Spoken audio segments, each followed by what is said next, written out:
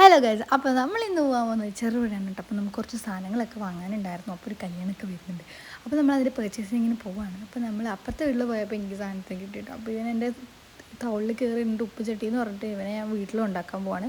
അപ്പോൾ ഇവനെ വീട്ടിലും ആക്കിയിട്ട് നേരെ നമ്മൾ ബസ്സിലേക്ക് കയറി മാർജേഗോളിലെത്തിയായിരുന്നു. കുറച്ച് വളയും കാര്യങ്ങളൊക്കെ നോക്കാണ്ടായിരുന്നു. അതൊക്കെ വാങ്ങിയിട്ട് നമ്മൾ നേരെ ബാങ്കിലോട്ട് നടന്നു. എൻ്റെ ATM കാർഡ് എന്തോ സ്റ്റക്കായത് വരുന്നില്ല. അപ്പോൾ അതിൻ്റെ ഇഷ്യൂ എന്താണെന്നൊക്കെ അറിയാൻ വേണ്ടിയിട്ട് ബാങ്കിൽ പോയിട്ട് അവിടെ കുറച്ച് നേരം കഴിഞ്ഞ് നമ്മൾ കുറച്ച് സാധനങ്ങളൊക്കെ വാങ്ങാനുണ്ടായിരുന്നു.